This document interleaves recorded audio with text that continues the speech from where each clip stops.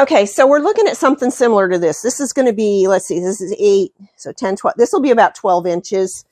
And I'm not going to put squares along the bottom because I think I'm going to put a strip of denim around the bottom just to make it a little more sturdy.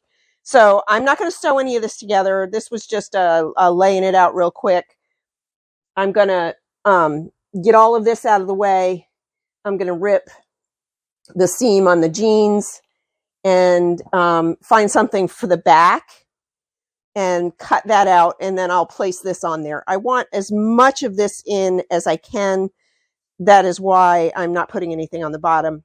Whatever I need to add for length, I will just put a row of denim from some other pair of pants somewhere. I've got a bunch of it floating around here somewhere, and I will just do that, and then I'll put a hem on the bottom with some other denim.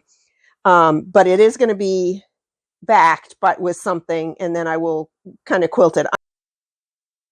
Okay, I'm just going to get started with this. I have a better seam ripper, but this is the one I had handy, so this is the one I'm using. And I'm just going to get going. I'm going to start with this. Sometimes it's hard to start. I'm going to start with the hem.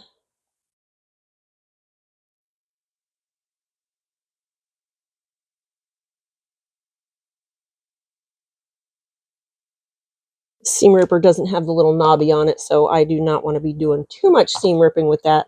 I have a tendency, it's weird, I have a tendency to rip to tear the fabric, so I don't use the seam ripper very often.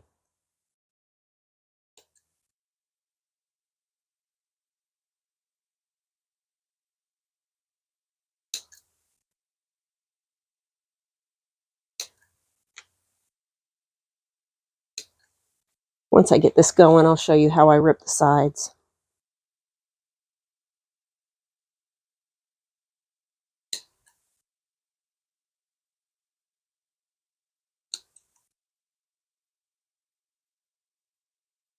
Once you get one nicked, the rest of them go pretty easy.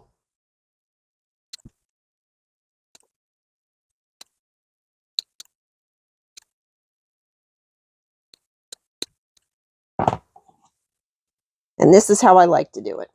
And I usually do this on my lap.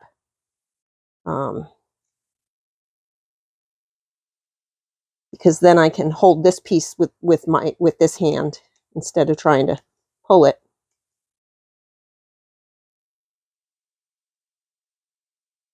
I'm hoping you can see all this. So anyway, I'm going to do that just to the top of the knee, and then I'm going to try them on and decide what I want to do, whether I want to go up higher than that or not. I don't know that I have enough squares to go up higher. So I'm going to do that, and I'll be back. Okay, y'all, I have these ripped, and I am going to have to add a little bit on the length. I just don't think that this little inch that comes out of here is going to be enough. So I will be pulling out a pair of jeans that I've already cut up to add to that. I marked, I'll find the leg I marked. I marked one of the legs, how high I want my piece to go. So I want it to go to my kneecap. So I do always rip up a little higher. And then usually what I do is I take the piece that I'm going to add in, and I unroll this, and it's usually a triangle, and I add it to this side first, and I stitch in this seam line, and then I take, and these will be inside out, but I take and then I stitch from here. I stitch all the way down the back to put it back in. Now I am going to be cutting some of this out because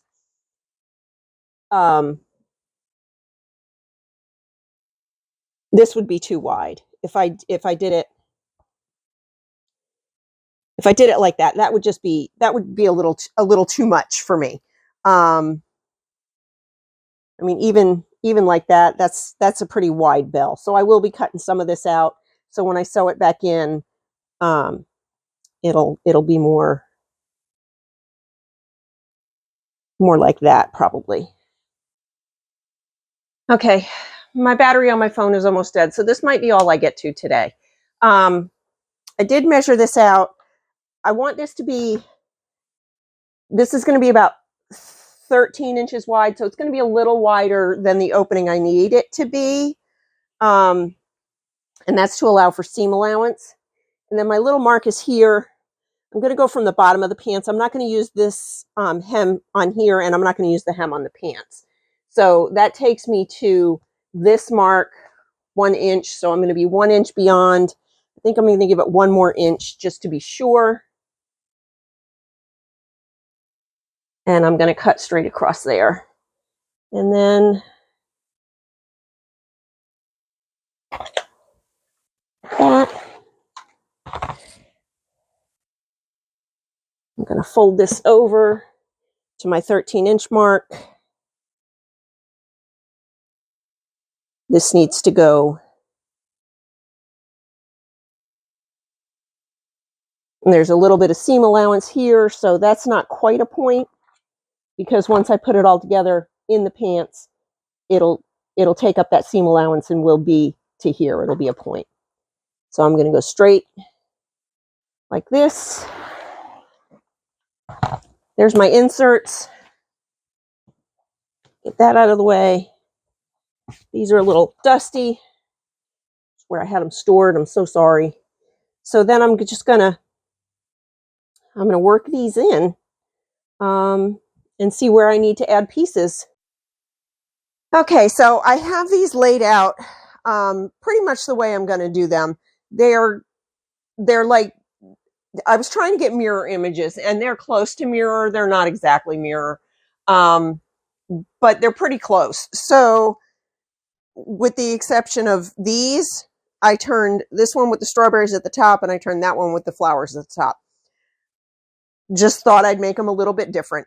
Originally, I was just going to mix them all up, but I felt it was easier to try and make them very close to similar. So now I'm just going to go get all of these pieces sewn together. So I'm going to sew these two together here, these together across there, these two together, and then these little half pieces on there. I'll add that on, and then I'll add that on. And hopefully that will come real close. I might have a little bit left at the top, but I'll just trim it down when I get there. So hopefully this will cover those triangles that I cut yesterday pretty well.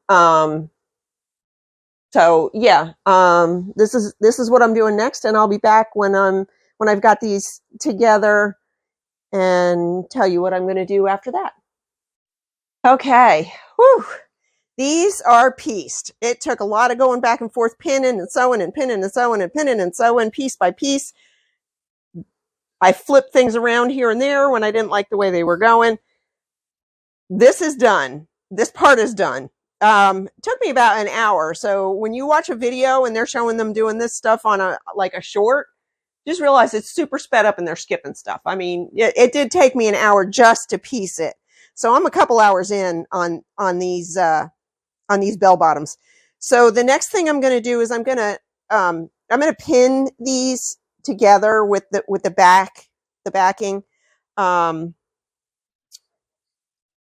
The backing is a little wide on the bottom, but that's okay. I kind of expected that. I did the math out and it wasn't exact, but that's okay.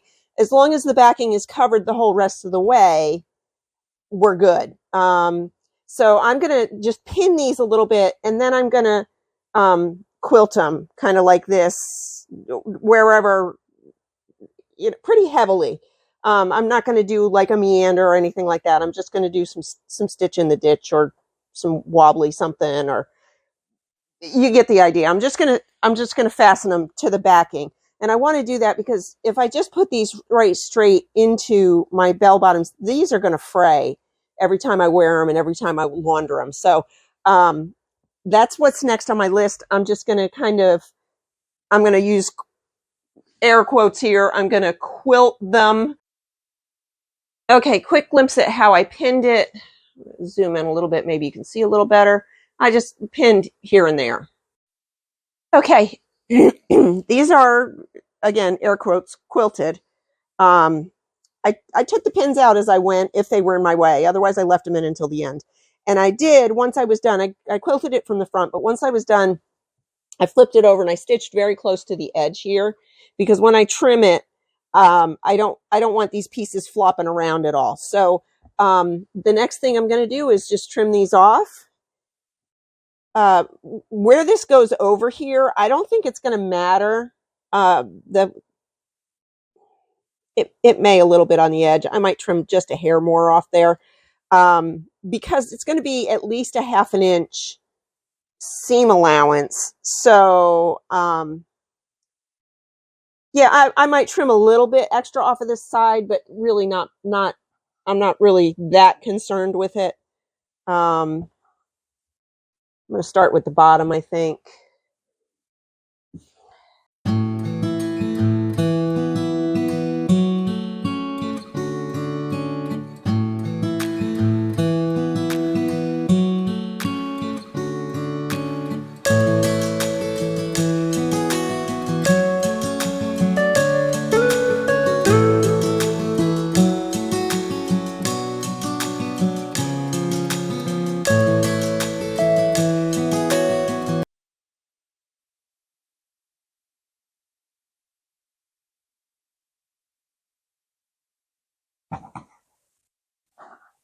Yeah, I'm going to trim just that little bit off so they're the same. I mean, honestly, I'm going to start at the bottom, work my way up when I put them in the jeans, but I do want them to be the same. So here we are. There's my 2 panels. Now the next thing I'm going to do, is I'm going to grab a pair of pants that I like the width of the bottom, and I'm going to measure those. Okay, these are my boot cuts that I like to wear all the time, like all the time. I have 3 pairs of them. 1 pair is pretty much worn out, but I have 2 pairs of them that I go back and forth, and I wear these all the time. So these are laying flat. They're 9 inches across, so they are 18 inches. I could go a little bit wider than that. Maybe I'll go with 20. So if this is going to be, don't forget, we've got a 1/2 inch here for, what do you call it? Seam allowance, and a 1/2 inch here. So we're looking at about 11 inches, probably about 11 1/4. We'll call it 11. We'll call it 11 1/2. If we go all the way to the bottom, we'll call it 11 1/2. So what did I say I wanted to go up to? 20 inches. So that means I need 9 inches across the bottom here. So that means I need 4 1/2 inches to either side before I cut them off. I am going to sew them here so that this will go up underneath. If I cut this off,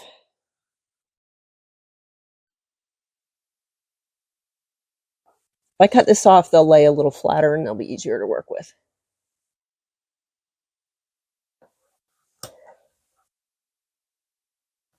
And I'm just cutting in that crease mark. It'll probably be trimmed a little more later anyway. So I need to go 4 1/2 inches on either side of this seam.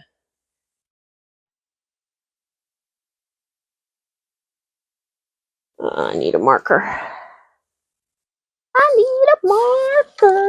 Okay, this is the marker I happen to have handy. This is the one I'm using. So there's my 4 1/2 there. And then that seam is it's on the 4. Well, okay, let's go in just a hair more. That's my 4 1/2. That's my 9. Going to do the same thing on the other side.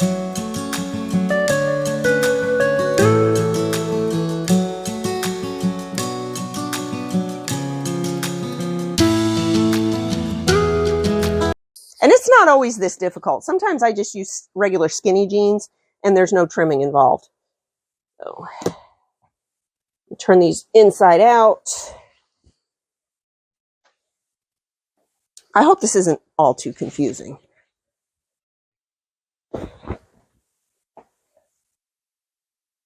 You're going to love it when they're done.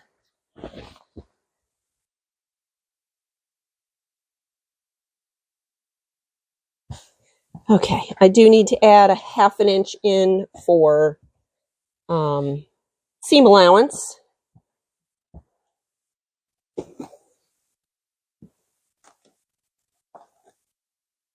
I'm running out of room on my table here.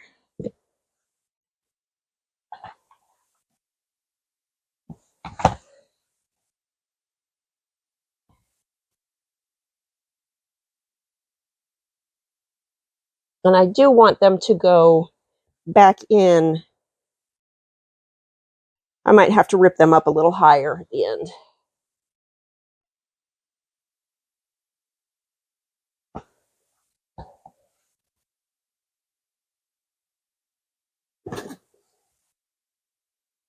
Half an inch seam allowance. And we're going to go so the 20, because I want to make sure I do them all the same.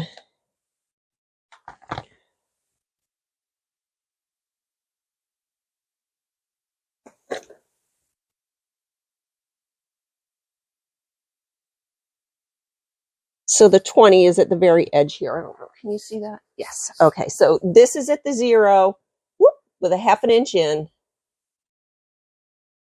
And this is at the 20 right to the edge.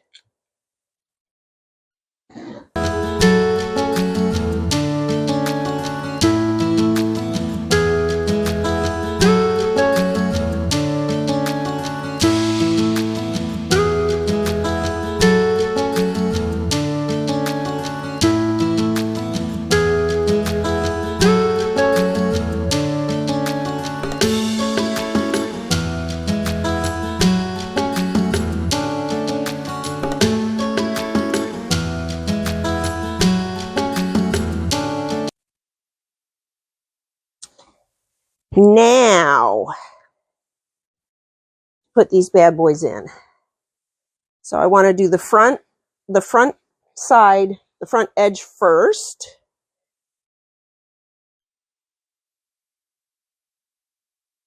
And it doesn't matter which one goes on which side. We're going right sides together. I got to rip this just a little farther. I said I was going to have to do that. This gives me more room to work with. Okay, so we're going to line this up with this line. Let's go to the bottom. We'll line it up with the bottom. I don't have any pins or clips. I think I'll use clips. So I'm on the front of the pant leg. And I will start, I like to start at the bottom and work my way up.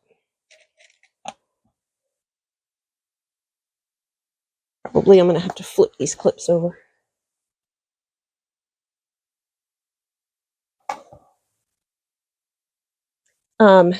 Normally I would serge this also.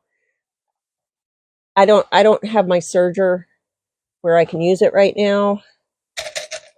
And I really don't want to take the time to get it out. So I may zigzag over it. I may just let it go until I can pull the serger out and use it.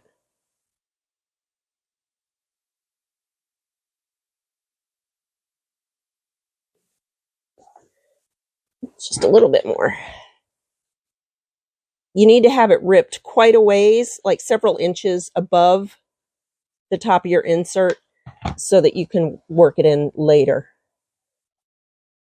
And I'm going to just kind of, you can see where I cut out there, but that's not a straight line. So I'm going to make this go straight, and I will trim it off before I sew it.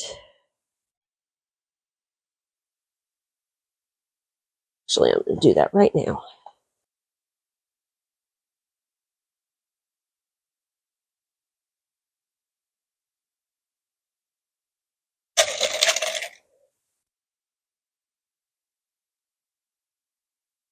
Okay, so I'm going to sew straight up that, and I'll be right back. Okay, this is stitched. I don't know if you can see it. I took it right up into, I don't know why that's like that, but I took it right up into the original stitch line.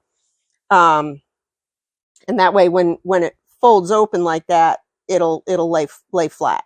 So you can see where I said I cut it a little wide because we're going to lose that in the seam allowance. I stitched it with a long stitch, and then I went back over it with a more narrow stitch. And that's what it's looking like so far.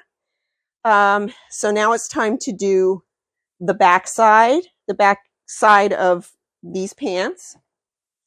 So I'm going to start here, and hopefully it all goes together at the end. In a perfect world, it will all go together at the end. Okay, so again, I like to start at the bottom because then I know they're lined up. Sometimes once I get to the top, it's still not quite right. So let's all cross our fingers.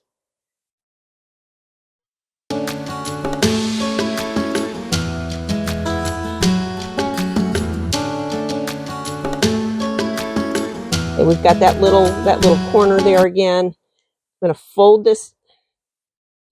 It's really difficult to get in here and do this. It's really difficult to show you.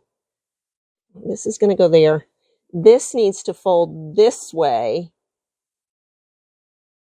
to close up that seam. And that's going to go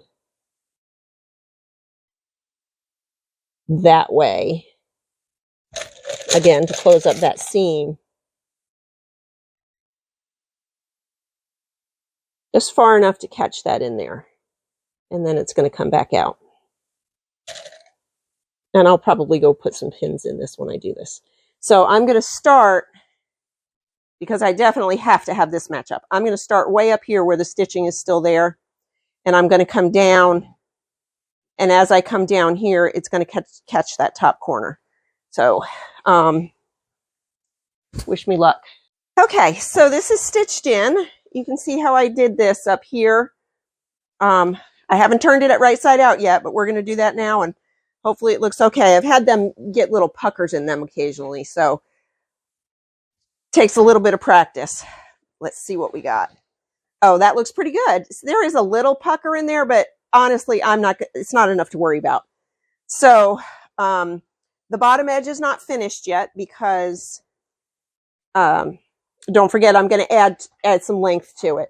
I'm not sure what I'm going to add on yet, but I'm going to add some length. So these are going to go just a little around the front and just a little around the back. Let's see. This is the front, so just a little bit around the front toe and just a little bit around the back. We'll give these a good press at some point. I may go ahead and top stitch this. I mean, it's not top stitched now, so I don't know that it's really necessary. I am very, very, very pleased with that. This little pucker is nothing to worry about. Wow, those look so good. What do you guys think? Hey, y'all, just a quick time note. I am about 4 hours into these pants right now, so I'll let you know when I'm finished what the total time was. So it was about 2 hours yesterday and 2 hours today. So, whew.